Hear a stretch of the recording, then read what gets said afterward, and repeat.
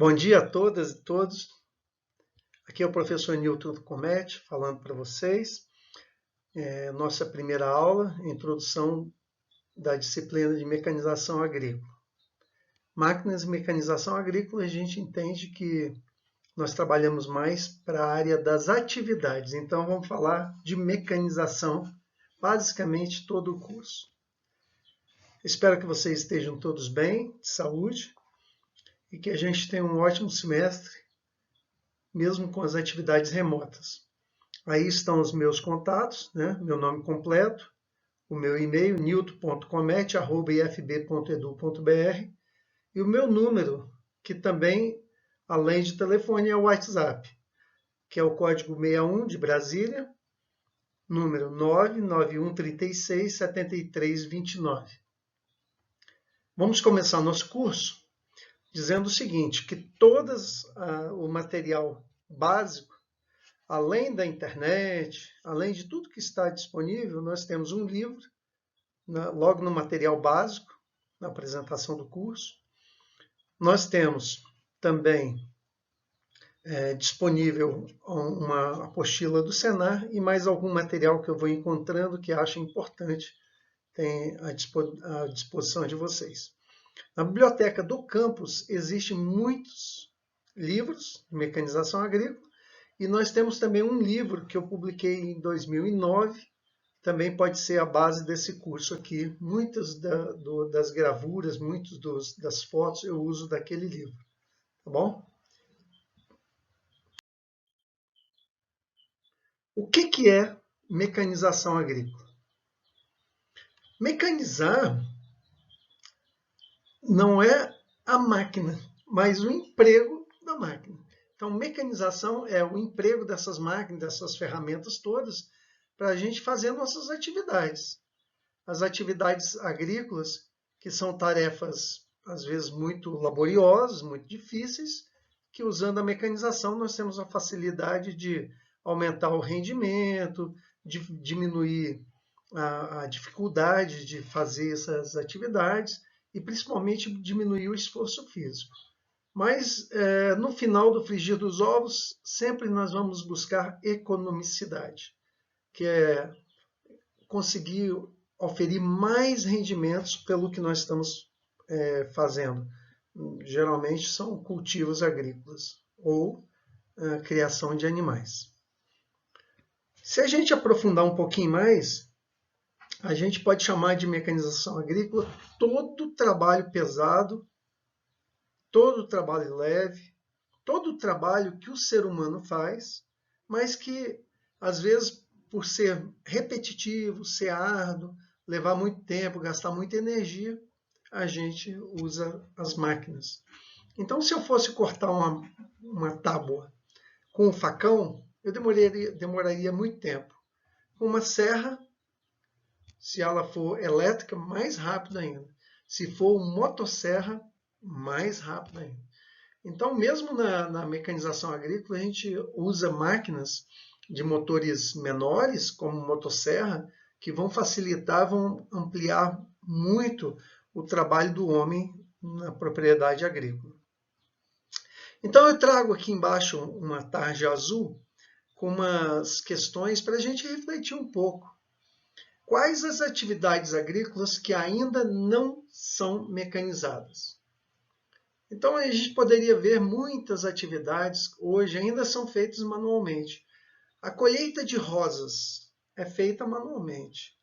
Muitas colheitas de frutos são feitas manualmente, como, por exemplo, a uva para vinhos e etc. Agora, a segunda pergunta, que está conectada à primeira, diz assim: quais ainda não podem ser mecanizadas? Ou seja, que atividade que não seria possível hoje ser atividade mecanizada? Eu confesso que tenho dificuldade de visualizar uma atividade hoje que não possa ser mecanizada, porque a tecnologia para mecanizar qualquer atividade agrícola hoje, penso eu que seja disponível. Como, por exemplo, colher rosas, como eu disse anteriormente. é uma atividade que não é mecanizada, mas pode ser mecanizada. Ela é mecanizável? Ela é. Tem tecnologia para isso? Tem, sim. Eu posso fazer um robô com sensores ultra sofisticados para irem lá cortar essa rosa e colher bonitinha. Ah, colher uvas, mesma coisa. Então, com a tecnologia disponível, praticamente todas as atividades podem ser mecanizadas, penso eu.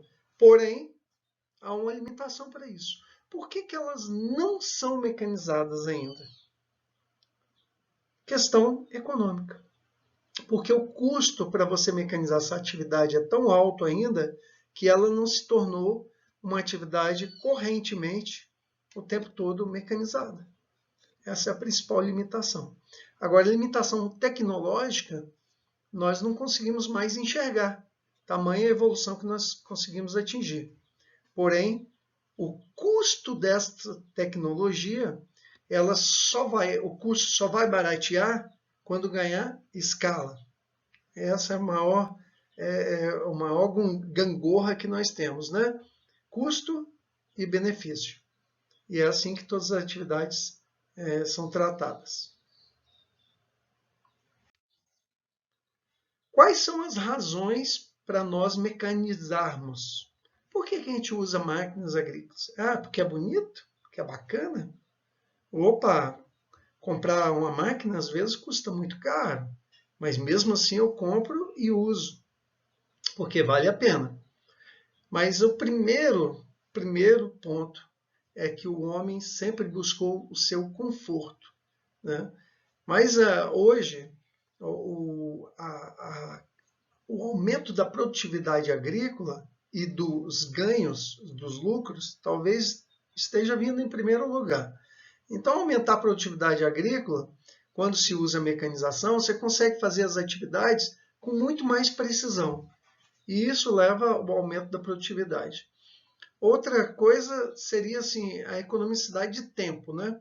Imagine uma área mais extensa, se fosse fazer tudo manualmente, a gente levaria tanto tempo para fazer essa área, ou precisaria de tanta gente para fazer um tempo curto, né, que passaria até o tempo da safra, não é isso?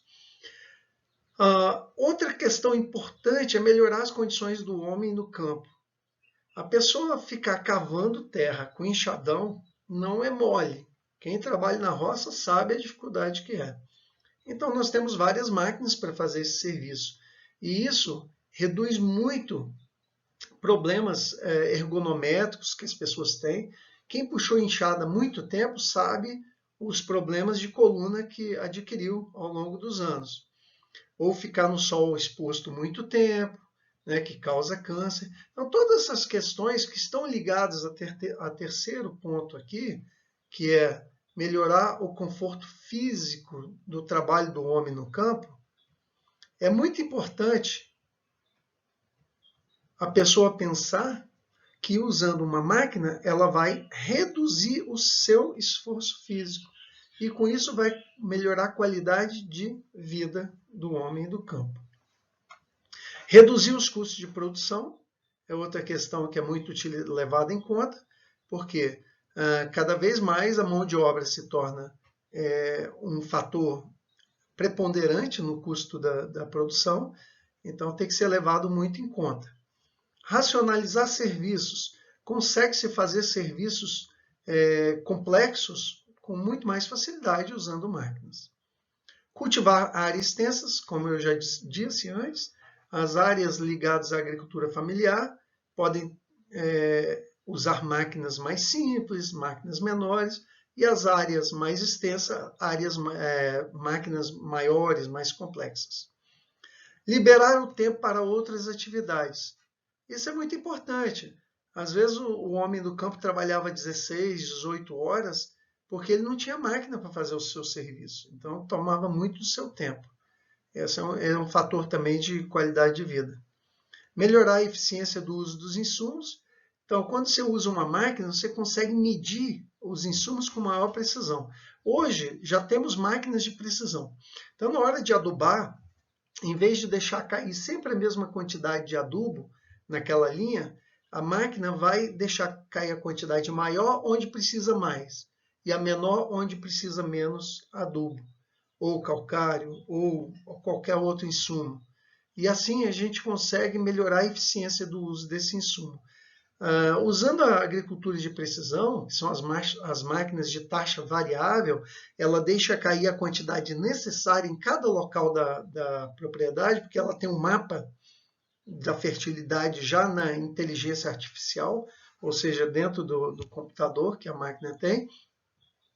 Essa taxa variável utilizada pode reduzir em até 20% o custo com os insumos agrícolas. Então, áreas que têm muita desigualdade entre uma parte A ou parte B dentro da propriedade, por exemplo, um lado é mais fértil, outro é menos fértil, pode ter um retorno muito grande com o uso dessas máquinas de precisão que nós temos hoje. Realizar tarefas impróprias e perigosas ao homem, como transporte, distribuição de dejeto, aplicação de defensivos, etc. Hoje, nós temos tratores específicos para aplicar defensivos agrícolas ou agrotóxicos, que são totalmente cabinados e possuem filtros de ar, filtros de vapores orgânicos. Então, aquele ser humano que está dentro da máquina, ele está protegido contra esses produtos químicos que estão sendo aplicados no meio ambiente. Da mesma forma, imagine uma propriedade que tem uma coleta de dejetos de suínos, ter que fazer a coleta toda manualmente. O risco que esse ser humano está ocorrendo com contaminações. Então, quando ele usa máquinas, ele consegue reduzir muito o risco em relação à atividade. Há desvantagens para o uso da máquina agrícola ou da mecanização agrícola? Bom, no passado, houve uma redução de oportunidades para a mão de obra humana sem qualificação. Aqui está escrito desqualificada, que trazem nos livros, mas eu prefiro sem qualificação, que é uma mão de obra que ainda não foi qualificada. E essa mão de obra ela perdeu muito espaço. Então, hoje é muito importante fazer a educação das pessoas no campo, a qualificação, levar cursos de formação profissional para que essas pessoas possam conseguir se posicionar dentro do mundo do trabalho. A emissão de poluentes originária da queima dos combustíveis, porque ainda as máquinas, na sua grande maioria, usam combustíveis fósseis, mas em breve teremos muita utilização de energias renováveis, como por exemplo a energia solar, ou até mesmo utilização de gases que são emanados da decomposição da matéria orgânica. E hoje eu conheço um projeto da Alemanha, via internet, obviamente, que as máquinas agrícolas, os tratores, estão usando gás natural produzido na própria propriedade e que só é purificado e é comprimido para colocar nessas máquinas. Mas ainda é uma tecnologia não prontamente disponível para nós. Ela existe disponibilidade, mas ainda o custo é proibitivo.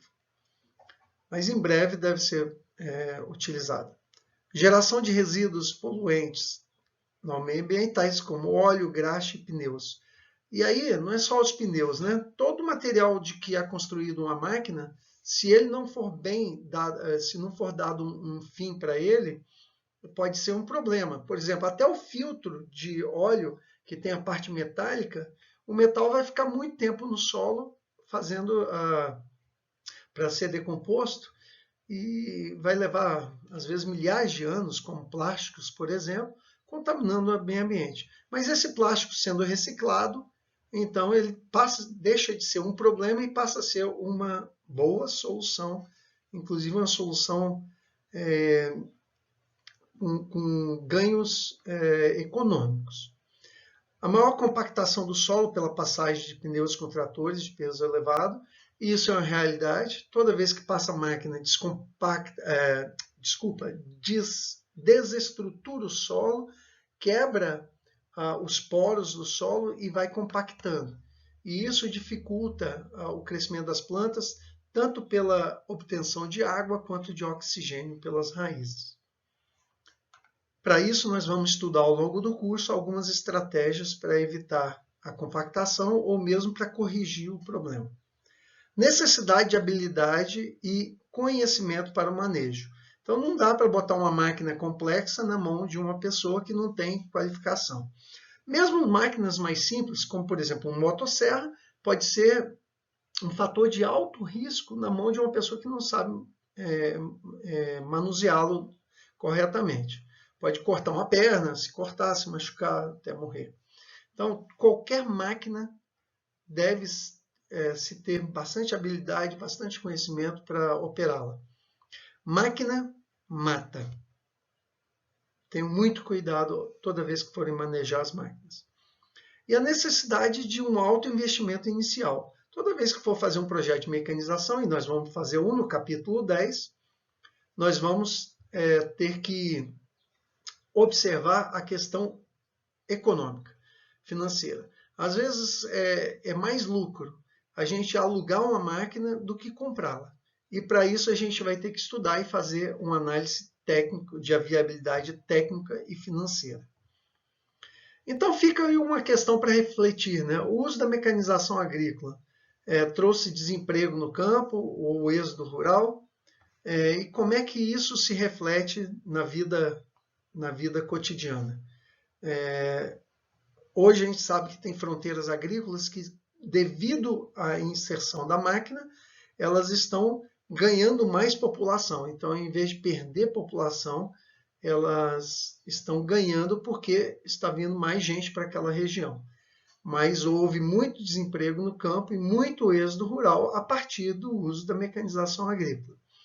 Esse quadro, atualmente, depois que ele chega ao fundo da curva, ele passa a ter um aumento na ocupação das áreas, um aumento do retorno das pessoas, da fixação das pessoas no campo.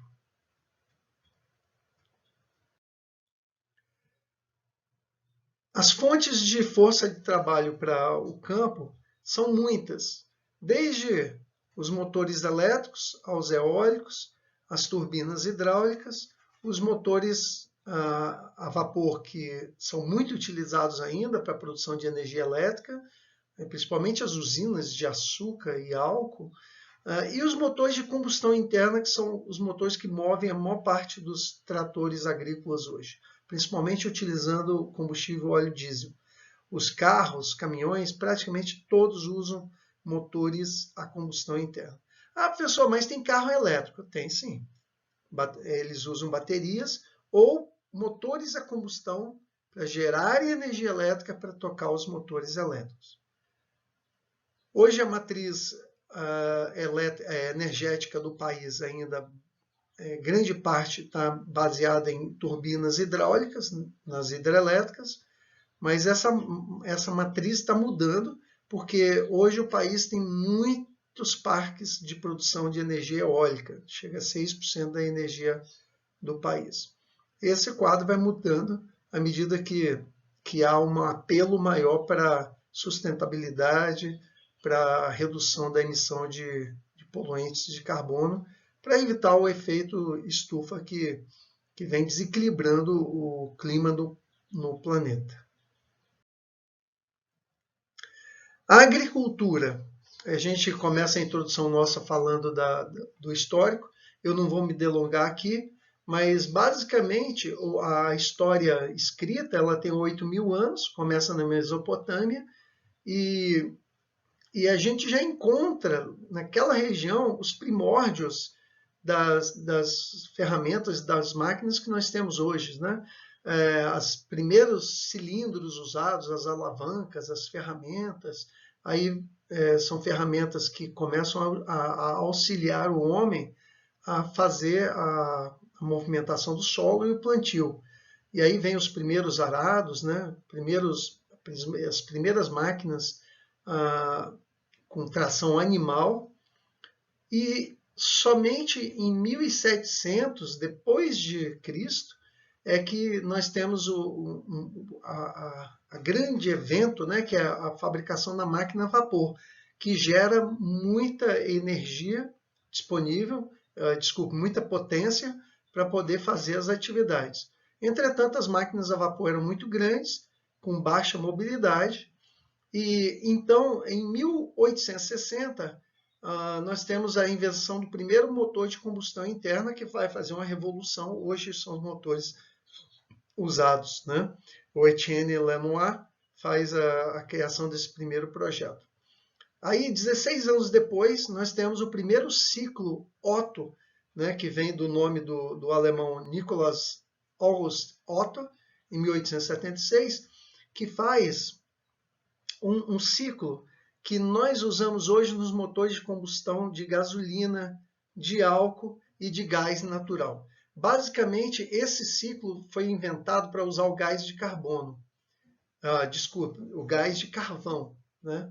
Essas máquinas foram muito usadas na Primeira Guerra Mundial, e até mesmo na Segunda Guerra ainda existiu muito dessas máquinas, né? O primeiro trator a gasolina veio em 1892, por John Fordek, um fazendeiro americano que faz o primórdio de um trator a gasolina, e ao longo dos anos nós temos maiores evoluções. Em 1893, nós temos então o desenvolvimento do ciclo diesel, que é um ciclo que usa o que nós chamamos hoje de óleo diesel, que é um combustível que queima por compressão. Então, a gasolina que queima por uma centelha elétrica, aqui no motor a diesel, a compressão do diesel atomizado com o oxigênio que está preso numa câmara com alta compressão, que é o cilindro do motor, ele explode e gera o movimento do pistão e do eixo do motor. E nós vamos estudar ao longo do curso todos esses detalhes. Então, nós temos aqui o primeiro tratorzinho, né, a vapor, depois vem o trator a gasolina, com aquelas rodinhas na frente, e, finalmente, nós temos muitas máquinas com grande evolução, inclusive com rodas dupladas, que servem para reduzir a compactação do solo e aumentar o atrito com o solo. Assim, nós encerramos essa primeira introdução, falando genericamente, né, para a gente ter uma noção de como é importante e por que a gente estuda mecanização agrícola, que hoje, além desses tratores, dessas máquinas, evolui a passos largos para usar, inclusive, a internet das coisas. Agora, com a introdução do 5G, nós vamos ter internet com uma velocidade muito maior, e com alguns projetos em nível mundial que estão ocorrendo de lançamento de microsatélites, nós temos a promessa de ter internet em qualquer local do planeta, em breve. E assim, as máquinas ganham maior autonomia cada vez mais, maior precisão, e vão ficando ao longo dos anos, com a escala que nós obtemos, com um custo muito mais reduzido e de maior disponibilidade para todos. Obrigado. Bom, na motomecanização no Brasil, agora passando um pouquinho desse histórico, nós temos uma evolução assim, muito recente. Até 1960, nós tínhamos apenas 60 mil tratores, e aí, a partir da construção da primeira fábrica de tratores no Brasil, nós temos um salto em quantidade de tratores. Em 30 anos, nós chegamos a 500 mil tratores. Aqui tem alguns dados que em 2005 existia um trator para cada 36 hectares nos Estados Unidos, 15 na França, 11 no Reino Unido, 51 no mundo e 160 no Brasil. Então, o Brasil sempre teve assim, um número de máquinas muito pequenos em relação ao mundo. Esse quadro ele está mudando muito. Por quê? Porque o agronegócio foi o que segurou a economia do país na época das crises e que aumentou muito a demanda por máquinas agrícolas. Então, enquanto nós tivemos algumas crises financeiras que reduziram o consumo de carros, por exemplo, de veículos, de automóveis, Na questão dos tratores, ocorreu o contrário. Nós tivemos um aumento considerável na quantidade de tratores utilizados no país.